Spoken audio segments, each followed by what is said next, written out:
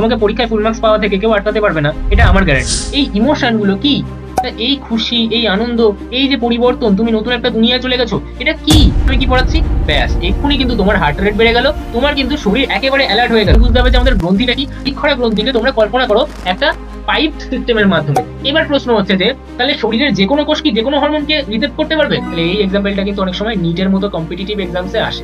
আমি এখানে একটা লিস্ট ডাউন করে দিয়েছি, এগুলো যদি মনে রাখো এর বাইরে তোমরা এমসিকিউ পাবে না।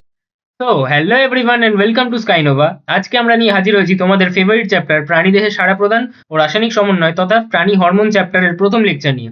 শুরু থেকে শেষ অবধি আমি যেভাবে পড়াবো সেটাকে প্রপারলি ফলো করলে তোমার কাছে সব কনসেপ্ট জলের মতো সোজা লাগবে, আর যে পরীক্ষাতে যাই প্রশ্ন আসুক না কেন তোমরা সব প্রশ্নের উত্তর করতে পারবেই পারবে। শুধু আমার ক্লাসগুলো প্রথম থেকে শেষ অবধি মন দিয়ে ফলো করো, নোটস বানাও, তারপর একবার টেক্সট বইটা চোখ বুলিয়ে নাও, তোমাকে পরীক্ষায় ফুল মার্কস পাওয়া থেকে কেউ আটকাতে পারবে না, এটা আমার গ্যারান্টি। লেকচার শুরু করার আগে আবারও বলে দিই, প্রত্যেক ক্লাসের নোটস এবং ডেইলি প্র্যাকটিস কোয়েশ্চেনের একটা শিট আমি আমার টেলিগ্রাম চ্যানেলে ফ্রি অফ কস্ট প্রোভাইড করি, তাই জলদি আমার টেলিগ্রাম চ্যানেল জয়েন করে নিও, লিংক পিন কমেন্টসে আমি দিয়ে দেবো। তো চলো শুরু করা যাক জীবন বিজ্ঞানের আরেকটা মজাদার সেশন নিয়ে। তো আমরা আমাদের যে ইউনিট 1 পড়ছিলাম, ইউনিট 1 এর নাম কি আমাদের জীবজগতের নিয়ন্ত্রণ ও সমন্বয়। এই যে জীবজগতের নিয়ন্ত্রণ ও সমন্বয়, জীব বলতে আমরা কাকে বুঝি? জীব বলতে আমরা বুঝি হয় উদ্ভিদ আর নাহলে প্রাণী। তো আমরা দেখেছিলাম যে আমাদের উদ্ভিদ দেহে নিয়ন্ত্রণ এবং সমন্বয় আমরা এইদার দেখতে পাই তাদের চলনের ভিত্তিতে, আর নাহলে আমরা তাদের রাসায়নিক সমন্বয় দেখলাম, যেটা আমাদের কি উদ্ভিদ হরমোন হিসেবে পড়লাম আমরা। তাহলে এটা গেল আমাদের উদ্ভিদ, যেটা কিন্তু আমাদের কমপ্লিট হয়ে গেছে। এখন আমরা তাতে কার দিকে মুভ অন করবো? আমাদের প্রাণীর ক্ষেত্রে। এবার প্রাণীর ক্ষেত্রে আমরা মূল দুটো ধরনের তন্ত্র দেখি। একটা হচ্ছে আমাদের প্রাণী হরমোন, যেটা কিন্তু আমাদের অন্তঃক্ষরা তন্ত্র বা এন্ডোক্রাইন সিস্টেমের অংশ, অন্তঃক্ষরা তন্ত্র বা এন্ডোক্রাইন সিস্টেম। আর একটা আমাদের স্নায়ুতন্ত্র বা নার্ভাস সিস্টেমের অংশ। এই দুটো জিনিস মিলেই কিন্তু আমাদের জীবজগতের বিভিন্ন নিয়ন্ত্রণ এবং সমন্বয় সম্পন্ন করে। এবং লাস্ট চ্যাপ্টার হিসেবে আমরা প্রাণীর বিভিন্ন গমন সম্পর্কে আলোচনা করব। তাহলে আজকে আমাদের টপিক কি? আজকে আমরা শুরু করতে চলেছি আমাদের প্রাণী হরমোন চ্যাপ্টারটা, আর এটা আমাদের প্রথম লেকচার। তাহলে এখন একটা প্রশ্ন অনেকের মাথায় আসতে পারে যে উদ্ভিদের ক্ষেত্রে বুঝলাম যে এখানে শুধু চলন এবং হরমোন রয়েছে, কোনো রকমের স্নায়ুতন্ত্রের ভূমিকা নেই, যেটা আমি একদম শুরুতেও বলেছিলাম উদ্ভিদ চলন পড়ানোর সময়। কিন্তু প্রাণীদের ক্ষেত্রে আমাদের তো স্নায়ুতন্ত্র বর্তমান, আমাদের ব্রেন রয়েছে, আমাদের নার্ভ রয়েছে, তাহলে আবার প্রাণী হরমোনের কি দরকার? ইভেন আমি যখন আমার ব্যাচের লেকচারে পড়াই তখন আমি আগে স্নায়ুতন্ত্র পড়াই। তো স্নায়ুতন্ত্র পড়ার পর এটা মনে হতেই পারে যে আমার তো স্নায়ুতন্ত্র দিয়ে কাজ চলে যায়, তাহলে আমি প্রাণী হরমোন আবার কেন পড়তে যাচ্ছি? আমার কি দরকার প্রাণী হরমোন পড়ার? দেখো, তার জন্য আমরা একটা কাজ করি, আমরা একটা এক্সাম্পল নিই। ধরো রোজ আমরা রাস্তা ক্রস করি। এবার ধরো তুমি একদিন তোমার বান্ধবীর সাথে রাস্তা ক্রস করতে গেছো, একটা গাড়ি হঠাৎ করে চলে এসছে এবং তুমি কিছু না ভেবেই শর্ট করে সরে গেলে এবং তুমি বেঁচে গেলে, আর নাহলে গাড়িটা তোমাকে উড়িয়ে দিত। তাহলে এই যে কয়েক মিলি সেকেন্ডের মধ্যে তুমি একটা ডিসিশন নিয়ে ফেললে যে আমাকে এখান থেকে সরে যেতে হবে, আর না হলে একটা অ্যাক্সিডেন্ট হয়ে যাবে। এত কম সময়ের যে সিদ্ধান্ত, এটা কি করে হলো? এটা কিন্তু তোমাদের নার্ভাস সিস্টেমের কারণে হলো। তাহলে ফার্স্ট স্টেপ কিন্তু তোমাদের নার্ভাস সিস্টেমই নিয়ে গেল। তাহলে আমাদের কিন্তু স্নায়ুতন্ত্র এখানে ভূমিকা পালন করলো। কিন্তু এখন তোমার বুক ধড়ফড় করছে, তুমি এখন আরো সজাগ হয়ে গেছো, তুমি এখন একটা ফ্লাইট জোনে চলে গেছো যে আমাকে এক্ষুনি পালিয়ে এই রাস্তাটা ক্রস করতে হবে। এই যে সজাগ হয়ে গেলে তুমি, এই যে তোমার বুক ধড়ফড় করছে, তোমার হয়তো লোম খাড়া হয়ে গেছে, তোমার হয়তো চোখ বড় বড় হয়ে গেছে, এই যে চেঞ্জেস গুলো, এই চেঞ্জেস গুলো কি করে আসলো? এই চেঞ্জেস গুলো কিন্তু আসলো আমাদের এন্ডোক্রাইন সিস্টেমের কারণে, বা আমাদের অন্তঃক্ষরা তন্ত্রের কারণে, বা একটা নির্দিষ্ট হরমোন যাকে আমরা বলবো অ্যাড্রিনালিন হরমোন, সেই অ্যাড্রিনালিন হরমোনের ক্ষরণের কারণে। তার মানে যখনই আমি খুবই আকস্মিক, খুবই তাড়াতাড়ি একটা সিদ্ধান্ত নিতে যাব, সেটা কিন্তু আমাদের স্নায়ুতন্ত্র রিলেট করে। কিন্তু যখন আমাকে একটু সুদূর প্রসারী, একটু বেশি সময় লাগবে, ঠিক আছে, তখন যে কাজটা আমাদের রেগুলেট হয়, সেটা কিন্তু সাধারণত আমাদের এন্ডোক্রাইন সিস্টেমের সাহায্যে রেগুলেটেড হয়। ঠিক আছে, তুমি রাস্তায় আসছো, তুমি রেড লাইট দেখছো, তুমি এখান দিয়ে গাড়ি দেখছো, সমস্ত কিছু তুমি তোমার চোখের মাধ্যমে দেখছো, সেখানকার অপটিক নার্ভ তোমার ব্রেনে নিয়ে যাচ্ছে, তুমি সবকিছু প্রসেস করছো। These are all under the nervous system. কিন্তু এখন তোমার যখন একটা আকস্মিক অ্যাক্সিডেন্টের হাত থেকে তুমি বেঁচে গেলে, তারপর তোমার যে বুক ধড়ফড় করছে, তুমি যেন সজাগ হয়ে গেলে, সচেতন হয়ে গেলে, তুমি যে এখন এই সিচুয়েশন থেকে পালিয়ে যাওয়ার চেষ্টা করছো, এই জিনিসগুলোর জন্য দায়ী কিন্তু তোমার এন্ডোক্রাইন সিস্টেম বা তোমাদের হরমোনের খেলা। এইবার তুমি একটা কথা বলতে পারো যে এই যে তুমি বললে যে আমাদের স্নায়ুতন্ত্র খুব তাড়াতাড়ি কাজ করে এবং আমাদের হরমোন একটু দেরি করে কাজ করে, তা এটার ভূমিকা কি? দেখো, সাধারণত আমাদের যে হরমোন, সেই হরমোন কিন্তু যথেষ্ট দেরি করে কাজ করে অথবা কয়েক সেকেন্ড সময় নেয়। কিরকম? ধরো তোমার এখন রক্তের মধ্যে ব্লাড গ্লুকোজ লেভেলটা খুব বেড়ে গেছে, তাহলে আমি কি করব, তখন তোমাকে ইনসুলিনের ইনজেকশন দেবো। এবার যেই ইনসুলিনের ইনজেকশন দেবো তাহলে কি হবে, তোমার কিন্তু ব্লাডে গ্লুকোজ লেভেল কমে যাবে। তাহলে এটা একটা ফার্স্ট রিয়েকশন, যেটা আধ এক ঘন্টার মধ্যেই সম্পন্ন হয়ে গেল। আবার তোমার অ্যাড্রিনালিন তোমার অ্যাক্সিডেন্টের হাত থেকে বাঁচার কয়েক সেকেন্ড পরেই কিন্তু এমন ভাবে ক্ষরণ হলো যে এখন তোমার বুক ধড়ফড় করছে, তুমি সজাগ হয়ে গেছো, সচেতন হয়ে গেছো, তোমার মাথায় অনেক রকমের টেনশন কাজ করছে। কিন্তু এটাই যদি তুমি এখন বলো যে আমি স্টেরয়েড ইনজেকশন নেবো, যেরকম টেস্টোস্টেরন নেবো, এবং আমি কি বডি বিল্ড করব, সেটা করা একদমই উচিত না, বাট কেউ যদি করে কখনো, তাহলে এটা কিরকম জাতীয় হরমোন? এটা কিন্তু একটা স্টেরয়েড জাতীয় হরমোন, আর স্টেরয়েড জাতীয় হরমোন কিন্তু সহজে আমার কাজ করবে না। তাহলে এর জন্য কিন্তু আমাদের সময় লাগবে। তাহলে এরকম কি হবে যে তুমি ইনজেকশন নিলে আর পরের দিনই তোমার বডি হয়ে গেল? না, তাহলে তোমার মাসেল বিল্ড আপের জন্য তুমি যখন স্টেরয়েড ইনজেকশন নেবে তখন কিন্তু সেটা একটা নির্দিষ্ট সময় নেবে। সেই সময় নেওয়ার পর কিন্তু সেটা কাজ করবে, এবং সেটা কিছুদিন স্টেও করবে, কিন্তু কিছু সময় অবধি স্টে করবে। ঠিক আছে? যদিও সেটা খুবই হার্মফুল, এবং সেটা কিন্তু তোমার শরীরকে পুরোই তছনছ করে দেবে, কারণ সেটা তোমার যে ন্যাচারাল সাইকেল সেটাকে ব্রেক করে দেবে, এবং যখন সে সেই স্টেরয়েড ইনজেক্ট করা বন্ধ করে দেবে তখন কিন্তু তার শরীর নিজে থেকে স্টেরয়েড প্রোডাকশন আর সহজে করতে পারবে না। বোঝা গেল? যাই হোক, এইবার তাহলে আমি একটা প্রশ্ন করি। প্রশ্নটা হচ্ছে, আমরা যে কখনো হাসি, কখনো কাঁদি, কখনো রেগে যাই, এটা কি আমরা সবসময় নিজেদের ইচ্ছাতেই করি? কেন হচ্ছে আমাদের, কেন কখনো হাসি পাচ্ছে, কখনো আমরা কেঁদে ফেলছি, কখনো আমরা রাগ করছি, কখনো আমরা অভিমান করছি? এই ইমোশন গুলো কি? What is a emotion? দেখো, সত্যি বলতে গেলে এই ইমোশন গুলো কিছুই না, it is just a game of chemicals. কি বলবো, যে এটা একটা কেমিক্যালের গেম। শুধুমাত্র কিছু রাসায়নিকের খেলা আমাদের ব্রেনের ভিতর চলছে, বা আমাদের শরীরের ভিতর চলছে, যার কারণে কিন্তু আমরা বিভিন্ন অ্যাকশনস করি, বা আমাদের বিভিন্ন ইমোশন তৈরি হয়। যেরকম একটা এক্সাম্পল নেওয়া যাক, তুমি দিব্যি ক্লাস করছিলে, বসে বসে নোটস বানাচ্ছিলে, হুট করে দরজা দিয়ে তোমার ক্রাশ ঢুকে গেল। তাহলে যেই তুমি তোমার ক্রাশকে দেখলে, এখন তোমার মুখে একটা আলাদাই স্মাইল চলে আসলো। যেই তোমার মুখে এত পরিমাণ স্মাইল চলে আসলো, এখন তোমার ক্রাশকে দেখে তোমার কিন্তু মনে লাড্ডু ফুটছে। তুমি কিন্তু একটা আলাদাই জগতে চলে গেছো, তোমার মনে এত খুশি, এত আনন্দ, এত কিছু তৈরি হচ্ছে। তা এই খুশি, এই আনন্দ, এই যে পরিবর্তন, তুমি নতুন একটা দুনিয়ায় চলে গেছো, এটা কি? What is this emotion? কেন এই ইমোশনটা তৈরি হলো? কারণ তোমার ব্রেনে একটা কেমিক্যাল রিলিজ হচ্ছে। তোমার ব্রেনের যে রিওয়ার্ড সিস্টেম, সে একটা নিউরো ট্রান্সমিটার রিলিজ করছে, যে নিউরো ট্রান্সমিটারের নাম হচ্ছে আমাদের ডোপামিন। এই নামটা তোমরা প্রায়শই ইউটিউবে শুনে থাকবে, কারণ তোমরা যখন ইউটিউব দেখতে যাচ্ছ, যখন তোমরা ইনস্টাগ্রাম রিলস দেখছো, প্রত্যেকটা ক্ষেত্রেই কিন্তু তোমার ব্রেন তোমাকে কিছু ডোপামিন রিওয়ার্ড করছে, যার কারণে তুমি সেটাতে অ্যাডিক্টেড হয়ে পড়ছো। তুমি বারবার ডোপামিন পাচ্ছ, আর তুমি সেটা ছেড়ে উঠতে পারছো না। তাহলে প্রত্যেকটা ক্ষেত্রেই কিন্তু তোমার এই ডোপামিনটাই কাজ করে, যে ডোপামিন কিন্তু তোমাকে ফিল গুড ফ্যাক্টর প্রোভাইড করে, ফলে তোমার কিন্তু ভালো লাগে, তুমি একটা আলাদাই জগতে চলে যাও। সাথে ধীরে ধীরে কিন্তু তোমার মধ্যে একটা হরমোন কাজ করা চালু করবে, যেটার নাম কিন্তু আমাদের অক্সিটোসিন। এই অক্সিটোসিন কিন্তু তোমার মধ্যে একটা মায়ার ফিলিং, একটা বিশ্বাস, ভরসা, ভালোবাসার ফিলিংস আনবে, এবং গ্র্যাজুয়ালি যদি এই অক্সিটোসিনের পরিমাণ তোমার তার প্রতি বাড়তেই থাকে, তাহলে কিন্তু তুমি সেই টুরু লাভের জোনে যেতে থাকবে, যে টুরু লাভের কথা কিন্তু তুমি আসলে ভাবো। ঠিক আছে? তাহলে এই যে কেমিক্যালস গুলো, এই কেমিক্যালস গুলোর খেলার জন্যই কিন্তু তুমি এই নতুন দুনিয়ায় পদার্পণ করলে। কিন্তু হঠাৎ করে তোমার এই রোমান্টিক সিচুয়েশনে স্যার চলে আসলো। হঠাৎ তোমার এই জগৎ থেকে তোমাকে বের করে আনলো স্যারের একটা হুমকি। স্যার বলল, তুই কোন দিকে তাকিয়ে আছিস রে, পড়াটা বলতো আমি কি পড়াচ্ছি। ব্যাস, এক্ষুনি কিন্তু তোমার হার্ট রেট বেড়ে গেল, তোমার কিন্তু শরীর একেবারে অ্যালার্ট হয়ে গেল। এখন তোমার চোখ বড় বড় হয়ে গেল, মাথার থেকে ঘাম ঝরছে। কি হবে, কি হবে, আমি তো আর উত্তর দিতে পারবো না, কারণ আমি তো এতক্ষণ পরে দেখছিলাম না কি হলো। মেনলি কিন্তু তোমার শরীরে এখন তোমার যে ব্রেন, সেই ব্রেন এখন তোমাকে সিগন্যাল পাঠাচ্ছে যে তোমাকে অ্যালার্ট হতে হবে, যার কারণে একটা হরমোন, যেটা কিন্তু আমাদের অ্যাড্রিনালিন হরমোন নামে পরিচিত, সেটার পরিমাণ বেড়ে যাচ্ছে। যেই অ্যাড্রিনালিন হরমোন কিন্তু আমাদের ক্ষরণ হওয়া চালু হলো, তাহলে কিন্তু আমাদের হৃদস্পন্দন বেড়ে যাবে, আমাদের চোখ বড় বড় হয়ে যাবে, শরীর অ্যালার্ট হয়ে যাবে, সাথে কিছু পরিমাণ নর অ্যাড্রিনালিনও ক্ষরণ হবে, যেগুলো সম্পর্কে আমরা পরবর্তীকালে পড়বো। সাথে ধীরে ধীরে কিন্তু আমাদের একটা হরমোন ডেভেলপ হবে, যেটা কিন্তু আমাদের কর্টিসল। এই কর্টিসল কিন্তু আমাদেরকে একটা নার্ভাসনেস, কনফিউশন, এই টাইপের ইমোশন গুলো আমাদের মধ্যে এনে দেবে। তাহলে এই সিচুয়েশনে তুমি কিন্তু একটা প্যানিক মোডে চলে যাবে। এবার ধরো, তোমাকে প্রশ্ন জিজ্ঞাসা করেছে, তুমি উত্তর দিতে পারোনি, স্যার বললো ঠিক আছে বস, পরের বার থেকে ভালো করে দেখবি, আমি পরের জনকে প্রশ্ন জিজ্ঞাসা করছি। তাহলে তুমি কি এখনো এরকম স্টেটেই থেকে যাবে? তোমার কি হার্ট রেট বাড়তেই থাকবে আর কোনোদিন কমবে না? অবশ্যই নয়। যে এই সিচুয়েশন স্বাভাবিক হয়ে যাবে, তোমার কিন্তু এখন পরিবর্তন ঘটবে, এবং তোমার হার্টবিট কিন্তু এখন রিলিজ ঠিক হয়ে গেল।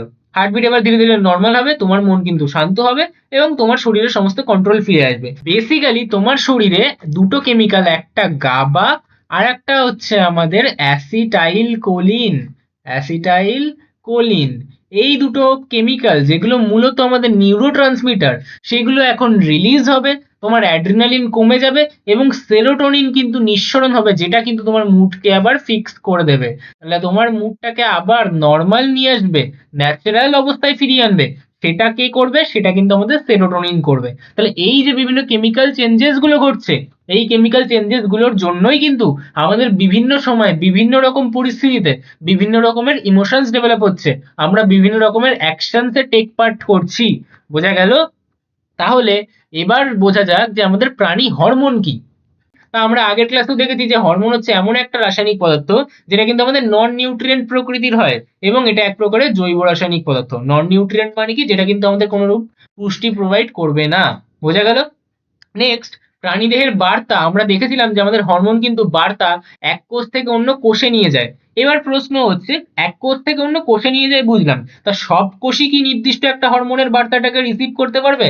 না, এটা একটা এনক্রিপ্টেড মেসেজ, যে মেসেজটা কিন্তু সেই গ্রহণ করতে পারবে যার মধ্যে নির্দিষ্ট একটা গ্রাহক বা রিসেপ্টর থাকবে। বোঝা গেল? আমি একটু পরে আরো ডিটেলসে বোঝাচ্ছি। তারপর আমরা বলেছিলাম যে আমাদের হরমোন কিন্তু খুবই স্বল্প মাত্রায় অর্থাৎ ট্রেস অ্যামাউন্টে প্রয়োজন হয়, তারা কিন্তু খুবই স্বল্প মাত্রায় ক্ষরিত হয়, কিন্তু সেটারই কিন্তু আমাদের যে এফেক্ট, সেই এফেক্টটা খুব বেশি হয়। প্রত্যেকটা সেলুলার লেভেলেই কিন্তু আমাদের যে হরমোনের এফেক্টটা থাকে সেটা অ্যাম্প্লিফিকেশন হতেই থাকে বিভিন্ন স্টেপে। ঠিক আছে?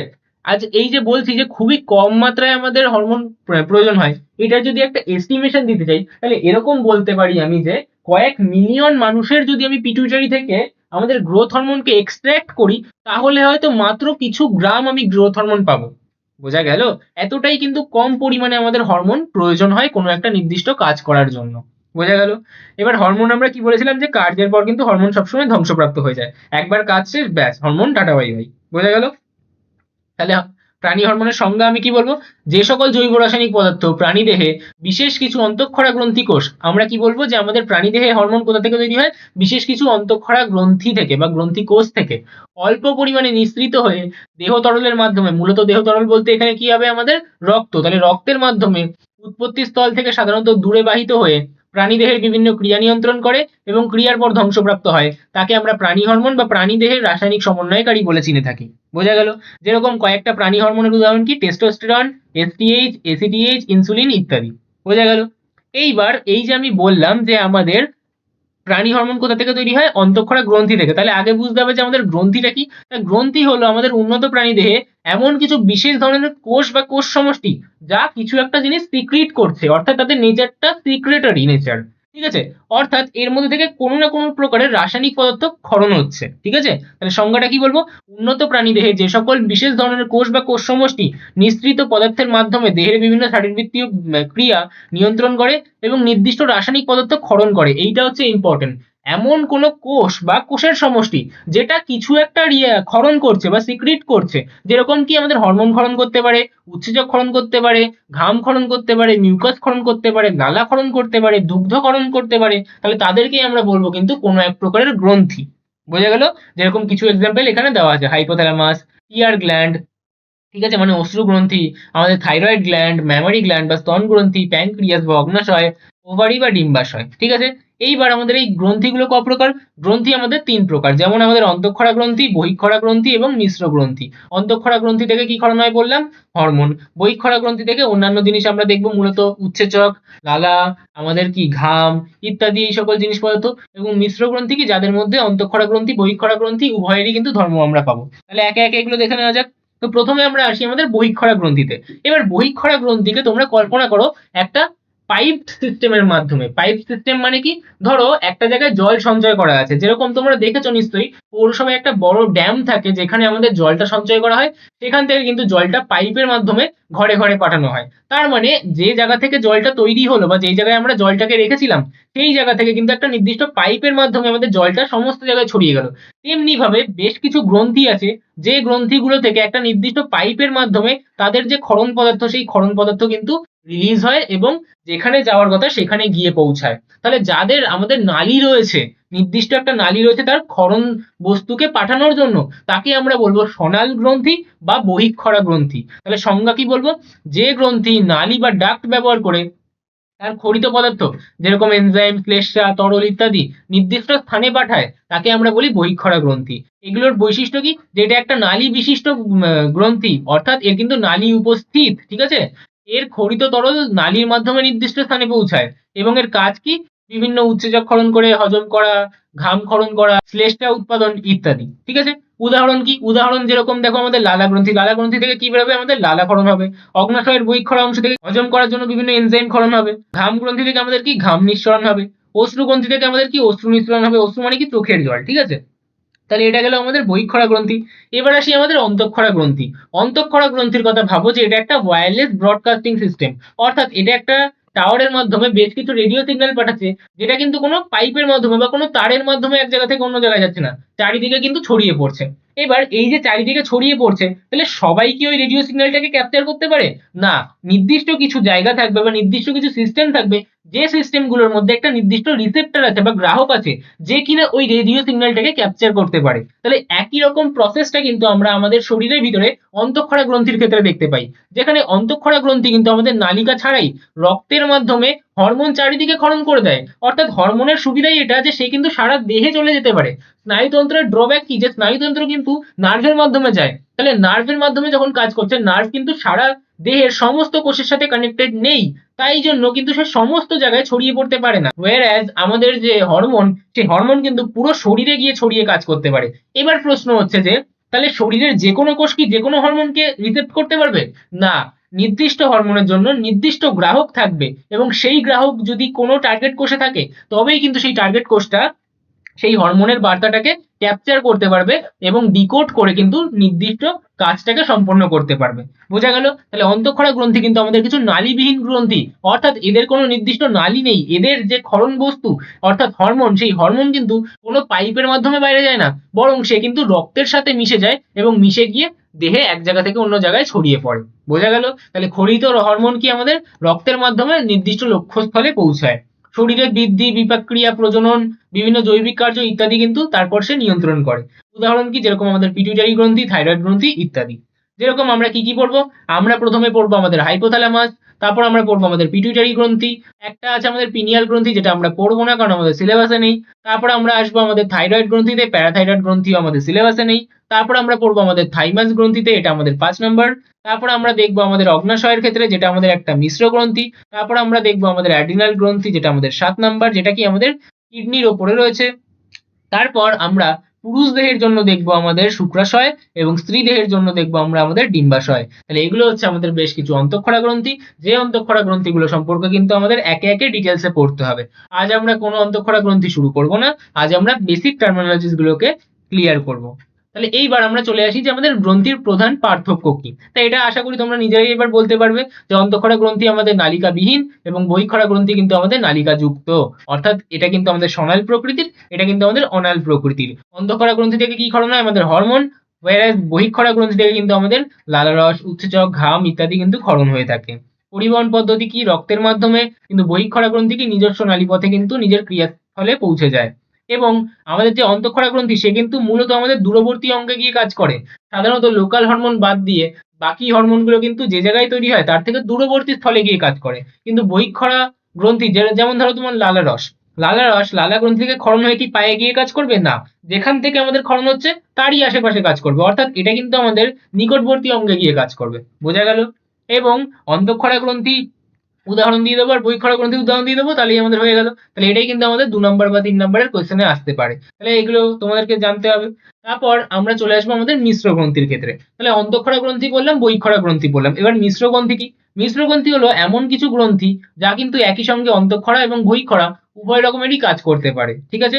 আচ্ছা, আমি একটা জিনিস এখানে বলতে ভুলে গেছিলাম, যেটা আমি সবসময় এক্সট্রা বলে দিই, যেটা হচ্ছে আমাদের গ্রন্থি যখন আমি বলছিলাম তখন আমি বলছিলাম যে বিশেষ ধরনের কোষ বা কোষ সমষ্টি। তার মানে একটা কোষ কি কখনো গ্রন্থির মতো আচরণ করতে পারে? হ্যাঁ, করতে পারে। তার কি কোনো এক্সাম্পল আছে? হ্যাঁ, যেটা কি? যেটা হচ্ছে আমাদের গবলেট কোষ। ঠিক আছে? তাহলে গবলেট কোষ কিন্তু আমাদের এমন একটা কোষ যে কিন্তু এককভাবেই একটা গ্রন্থির ন্যায় আচরণ করতে পারে। ঠিক আছে? তাহলে এই এক্সাম্পলটা কিন্তু অনেক সময় নিটের মতো কম্পিটিটিভ এক্সামসে আসে। আমি বলে দিই, মানে একটা ইনফরমেশন কি আছে এমন কিছু, ঠিক আছে। আচ্ছা, তাহলে আসলাম আমাদের মিশ্র গ্রন্থিতে। মিশ্র গ্রন্থির মধ্যে কে কে পড়ে? আমাদের অগ্ন্যাশয় পড়ে প্রথম, যেটা কি আমাদের মানবদেহের প্রধান মিশ্র গ্রন্থি। এর দুটো অংশ থাকে, একটা অংশ কি হবে আমাদের অন্তঃক্ষরা অংশ, একটা হবে আমাদের বহিঃক্ষরা অংশ। এবার এই অন্তঃক্ষরা অংশকে আমরা কি বলে থাকি? একে আমরা বলে থাকি আইলেটস অফ ল্যাঙ্গারহ্যান্স। বিজ্ঞানী ল্যাঙ্গারহ্যান্স এর নাম অনুযায়ী একে আমরা বলি ল্যাঙ্গারহ্যান্স দ্বীপপুঞ্জ। এবং আমাদের এই যে বহিঃক্ষরা অংশ তাকে আমরা বলি সেলস অফ অ্যাসিনি বা সেলস অফ অ্যাসিনাই। তাহলে সেলস অফ অ্যাসিনি বা সেলস অফ অ্যাসিনাই বা অ্যাসিনার কোষ বলা হয়ে থাকে। তাহলে আমাদের যে এই অন্তঃক্ষরা অংশ, এর কিন্তু কোনো নালিকা থাকে না। এ কিছু হরমোন রিলিজ করে, যেরকম ইনসুলিন, গ্লুকাগন। এই হরমোনগুলো কিন্তু ডিরেক্টলি আমাদের অন্তঃক্ষরা অংশ থেকে, অগ্ন্যাশয়ের যে এন্ডোক্রাইন পার্ট রয়েছে সেই পার্ট থেকে এটা রিলিজ হয়, তারপর ব্লাডের মাধ্যমে সে কিন্তু পৌঁছে যায়। এবং এরা কি করে? এই ইনসুলিন এবং গ্লুকাগন কিন্তু তাদের দ্বৈত ক্রিয়ার মাধ্যমে, দ্বৈত ক্রিয়া মানে কি, একজন যা করে অপরজন ঠিক তার বিপরীত করে, করে নিজেদের মধ্যে একটা সাম্যাবস্থা রক্ষা করে। তাহলে এই দ্বৈত ক্রিয়ার মাধ্যমে তারা আমাদের রক্তে গ্লুকোজ লেভেল নিয়ন্ত্রণ করে থাকে। এবং বহিঃক্ষরা অংশটার কাজ কি? বহিঃক্ষরা অংশ বেশ কিছু এনজাইম রিলিজ করে, যে এনজাইমগুলো কিন্তু আমাদের খাদ্য হজমে সাহায্য করে, যেরকম অ্যামাইলেজ, ট্রিপসিন, লাইপেজ ইত্যাদি। বোঝা গেল? বললাম সেটা এখানে লেখা আছে, অ্যাসিনার কোষ বা সেলস অফ অ্যাসিনাই, সেটা কিন্তু আমাদের কি বিভিন্ন এনজাইম ক্ষরণ করে ডাইজেশনের জন্য, অর্থাৎ হজম ক্রিয়ার জন্য। এবং আমাদের আইলেটস অফ ল্যাঙ্গারহ্যান্স বা ল্যাঙ্গারহ্যান্স দ্বীপপুঞ্জ, সেটা কিন্তু আমাদের ইনসুলিন এবং গ্লুকাগন ক্ষরণ করে, যেটা পরস্পরের মধ্যে দ্বৈত ক্রিয়া সম্পন্ন করে আমাদের ব্লাড সুগার লেভেলকে সঠিক রাখে। ঠিক আছে? আচ্ছা, এবার চলে আসি আমাদের নেক্সট এক্সাম্পলে মিশ্রগ্রন্থি, যেটা হচ্ছে আমাদের গোনাড। গোনাড মানে কি? গোনাড মানে হচ্ছে আমাদের জনন গ্রন্থি। এই জনন গ্রন্থি মানে কি? জনন গ্রন্থি আমাদের একটা হয় পুংজনন গ্রন্থি, আর একটা হয় আমাদের স্ত্রী জনন গ্রন্থি। পুংজনন গ্রন্থি হচ্ছে আমাদের শুক্রাশয়, এবং স্ত্রী জনন গ্রন্থিকে স্ত্রী জনন গ্রন্থি হচ্ছে আমাদের ডিম্বাশয়। তাহলে এই যে আমাদের শুক্রাশয়, ডিম্বাশয়, এর থেকে কি শুধুমাত্র আমাদের হরমোন ক্ষরণ হয়? শুক্রাশয় থেকে আমাদের হরমোন ক্ষরণ হয় কি, যেরকম আমাদের টেস্টোস্টেরন ক্ষরণ হয়, ডিম্বাশয় থেকে ইস্ট্রোজেন ক্ষরণ হয়, প্রোজেস্টেরন ক্ষরণ হয়। তার মানে আমাদের যে হরমোন ক্ষরণ করছে, এবং এটা হরমোন ক্ষরণ কোথা থেকে হয়? আমাদের অন্তঃক্ষরা অংশ থেকে হয়। তাহলে এদের একটা অন্তঃক্ষরা অংশ রয়েছে। আবার এই শুক্রাশয় থেকে আমাদের কি শুক্রাণু ক্ষরণ হয়, যেটা কি আমাদের পুংজনন কোষ। আবার আমাদের এই যে ডিম্বাশয়, ডিম্বাশয় থেকে আমাদের কি ডিম্বাণু ক্ষরণ হয়, যেটা কি আমাদের স্ত্রী জনন কোষ। তাহলে আমাদের এগুলো কি হরমোন? না। তাহলে এই জিনিসগুলো কি? এই জিনিসগুলো আমাদের বহিঃক্ষরা কাজ প্রদর্শন করছে। অর্থাৎ আমাদের যে জনন গ্রন্থি, সেই জনন গ্রন্থি কিন্তু একাধারে আমাদের অন্তঃক্ষরা কাজও সম্পন্ন করে এবং আমাদের বহিঃক্ষরা কাজও সম্পন্ন করে। অর্থাৎ আমাদের যে জনন গ্রন্থি, তাদেরকে কিন্তু আমরা একটা মিশ্র গ্রন্থির ক্যাটাগরিতে ফেলবো। বোঝা গেল? তাহলে আমাদের জনন গ্রন্থি বা গোনাড, সেগুলো কিন্তু এক প্রকারের মিশ্র গ্রন্থি। তবে পরীক্ষায় যদি কখনো জিজ্ঞাসা করে যে একটি মিশ্র গ্রন্থির উদাহরণ দাও, তখন কিন্তু আমরা আমাদের অগ্ন্যাশয়ের কথা বলবো, কারণ অগ্ন্যাশয়কেই কিন্তু এক্সপ্লিসিটলি আমাদের টেক্সট বুক গুলোতে মিশ্র গ্রন্থি হিসেবে কনসিডার করা হয়। এবার চলে আসি আমাদের কিছু নোটস এর ক্ষেত্রে, যেরকম আমাদের এন্ড্রোক্রিনোলজি কি। দেখো, এন্ড্রোক্রাইনোলজি বা এন্ডোক্রিনোলজি এটা এমন একটা বিজ্ঞান যেখানে আমরা যে অন্তঃক্ষরা গ্রন্থি সমূহ, তাদের ক্ষরণ বস্তু, অর্থাৎ যে হরমোন, সেই হরমোনের কি কি কাজ, সেই হরমোন কখন বেশি হলে কি হবে, কম হলে কি হবে, সেই সকল জিনিসগুলো নিয়ে স্টাডি করি, তাকেই আমরা বলি এন্ডোক্রিনোলজি। এবং যে এই এন্ডোক্রিনোলজি নিয়ে পড়ে, তাকে আমরা বলে থাকি এন্ডোক্রিনোলজিস্ট। এন্ডোক্রিনোলজিস্ট। ঠিক আছে? তো তোমরা যদি কেউ পরবর্তীকালে ডাক্তার হও, তাহলে তোমরা যদি কখনো এন্ডোক্রিনোলজি নিয়ে স্পেশালাইজেশন করো, তাহলে তখন তোমাকে বলা হবে এন্ডোক্রিনোলজিস্ট। ঠিক আছে? অর্থাৎ তুমি কিন্তু বিভিন্ন অন্তঃক্ষরা গ্রন্থি, ঠিক আছে, এবং তার থেকে নিঃসৃত যে হরমোন, এবং এই হরমোনের কাজ, হরমোনজনিত বিভিন্ন রোগ, তার বিভিন্ন চিকিৎসা পদ্ধতি বা তাদের যে স্টাডি গুলো, সেগুলো নিয়ে আলোচনা করতে পারবে। ঠিক আছে? আচ্ছা, এবং আগেও বলা হয়েছিল যে হরমোন কি আমাদের গ্রিক শব্দ হরমাও থেকে এসছে, যার অর্থ কি আমাদের জাগ্রত করা বা উত্তেজিত করা। 1905 খ্রিস্টাব্দে বিজ্ঞানী বেলিস ও স্টার্লিং প্রথম হরমোন শব্দটি ব্যবহার করে থাকেন, এবং তাদের যে আবিষ্কৃত প্রথম হরমোন, সেটা কিন্তু ছিল আমাদের সিক্রেটিন। তাহলে এইগুলো আমাদের কিছু জিনিস মনে রাখতে হবে, কারণ আমাদের এমসিকিউ তে আসতে পারে।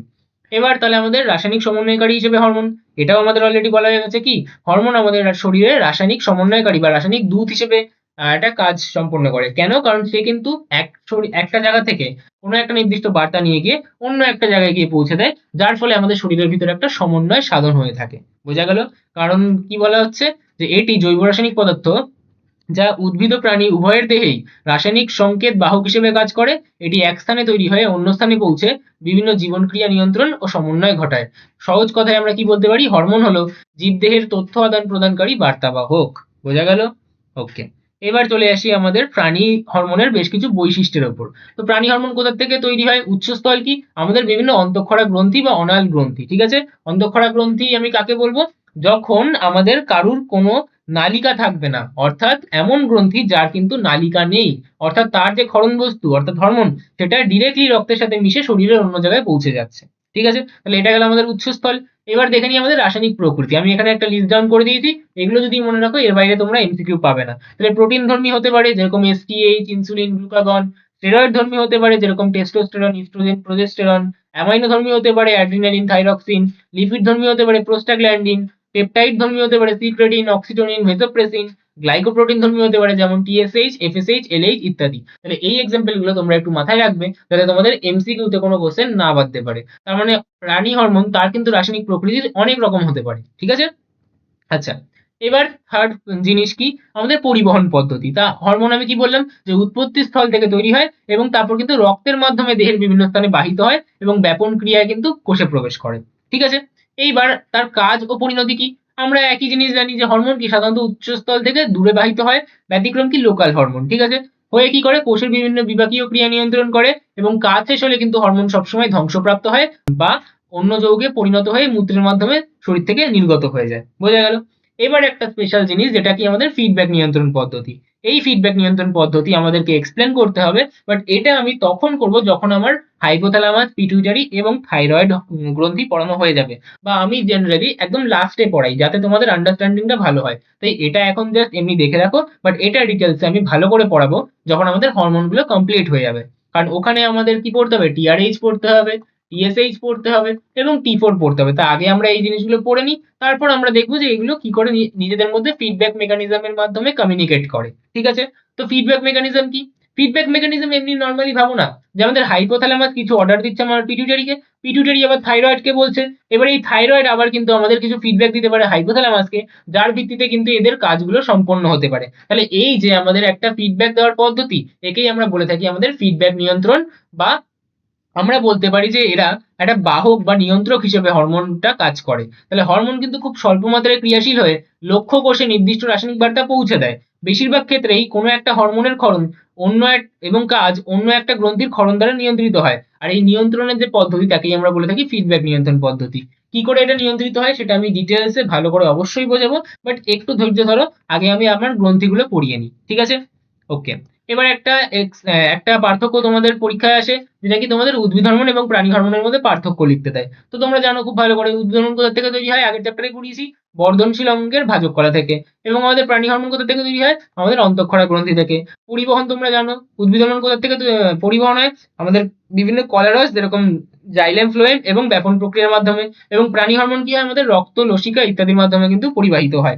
মেজরলি কি আমাদের রক্তের মাধ্যমে। ঠিক আছে, আচ্ছা, লসিকার মাধ্যমে একদম সামান্য পরিমাণে। ঠিক আছে, এবং বৈচিত্র্য কি, বৈচিত্র্য দেখো আমাদের তুলনামূলক কিন্তু উদ্ভিদ হরমোন কম, কিন্তু প্রাণী হরমোন আমাদের বহু পরিমাণে আছে, অর্থাৎ এখানে কিন্তু আমাদের বৈচিত্র্য অনেক বেশি। ঠিক আছে, ব্যবহারিক প্রয়োগ অর্থাৎ আমি বাইরে কি ব্যবহার করি, মানে আমাদের শরীরে নিয়ন্ত্রণ ও সমন্বয় করতে ঠিক আছে বুঝলাম, কিন্তু আমি কি বাহ্যিক ভাবে কোনো ব্যবহার করে থাকি, সেটা কিন্তু আমাদের উদ্ভিদ হরমোনের বহু ব্যবহার আছে। যেরকম আমরা দেখলাম পার্থেনোগ্রাফি করতে ব্যবহার করলাম, আগাছা নাশক হিসেবে ব্যবহার করলাম, আমরা শাখা কলম করতে ব্যবহার করছি, অর্থাৎ আমাদের বিভিন্ন কিন্তু কৃষিজনিত ব্যাপক ব্যবহার রয়েছে। কিন্তু আমাদের যে প্রাণী হরমোন তার কিন্তু অনেক সীমিত ব্যবহার।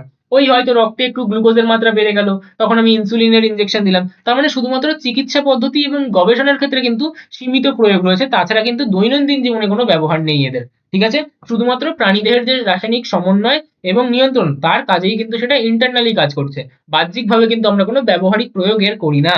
ঠিক আছে, রাসায়নিক প্রকৃতি আমরা উদ্ভিদ হরমোনে পড়েছি, মূলত আমাদের কি জৈব অম্ল, ক্ষারধর্মী এরকমই পাই আমরা। কিন্তু প্রাণী হরমোন কিন্তু আমরা অনেক রকম পড়লাম, যেরকম প্রোটিন ধর্মী, অ্যামাইনো অ্যাসিড ধর্মী, অ্যামাইনো অ্যাসিড ডেরিভেটিভ, স্টেরয়েড প্রকৃতির, এরকম অনেক রকম প্রকৃতি কিন্তু আমরা পড়লাম।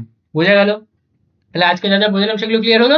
তাহলে আশা করি সমস্ত কিছু তোমরা বুঝতে পেরেছো ভালো করে। ভালো করে এরকম ভাবে সমস্ত লেকচারগুলোকে ফলো করতে থাকো, শুরু থেকে শেষ অবধি যেভাবে আমি পড়াচ্ছি সেভাবে পড়তে থাকো, কেউ তোমার নাম্বার আটকাতে পারবেই না। ঠিক আছে, তো টেলিগ্রাম চ্যানেল জয়েন করে নিও, সেখানে যে ডিপিপি গুলো দেবো সেগুলো সলভ করো, সাথে সাথে কোশ্চেন গুলো মুখস্থ করা চালু করো। যে ব্রড কোশ্চেন গুলো আছে সেই ব্রড কোশ্চেন গুলো পড়ো, আমি সাথে সাথে সব বলে দিচ্ছি। আমার যে ডিপিকিউ গুলো আছে তাতে আমি short question, MCQ, broad question সব দিতে থাকি। সেগুলোকে যদি ভালো করে প্রিপেয়ার করো তোমরা কিন্তু তোমাদের একটা সাজেশন বানিয়েই চলবে ওর সাথে সাথে। এই কোশ্চেন গুলো যেগুলো দিচ্ছি সেগুলোই কিন্তু পরীক্ষার জন্য খুব ইম্পর্টেন্ট থাকে, তাই এগুলোই যদি তোমরা শুরু থেকে শেষ অবধি ফলো করো তাহলে কিন্তু পরীক্ষার হলে এর বাইরে কোনো প্রশ্ন তোমরা পাবে না। তো thank you all for attending this session. আজকের জন্য এটুকুই, দেখা হবে নেক্সট লেকচারে।